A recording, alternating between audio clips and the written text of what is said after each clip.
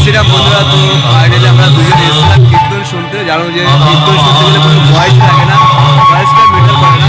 সবাই তুমি ধর্ম বিষয়ে বা হিন্দু ধর্মের বিষয়ে শুনতে পারো। অনেকে ভিডিওটা সবাই শেয়ার করে দেবে, লাইভ যতই আমরা হরিনাম করি না কেন বা তিলক সেবা করি না কেন। সো বন্ধুরা বুঝতেই পারছেন যে আমি লাইভ করার জন্য কীর্তন গানে এসেছিলাম তোমাদের সাথে সব কিছু শেয়ার করবো বলে, বাট এখানে নেটওয়ার্ক প্রবলেম ছিল। যদিও একটি জায়গাটা ভিতরের দিকে ছিল, তো তার জন্য নেটওয়ার্ক প্রবলেম ছিল আর আমি লাইভটা করতে পারিনি। তো আমি অল্প সামান্য পরিমাণে ভিডিও তোমাদেরকে শেয়ার করলাম।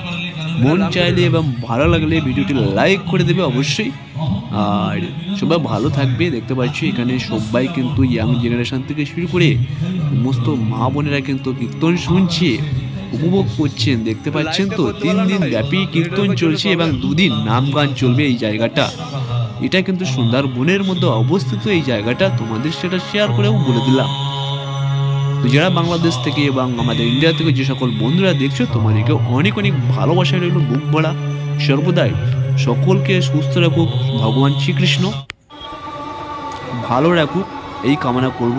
ভিডিওটা এখানেই সমাপ্ত করছি।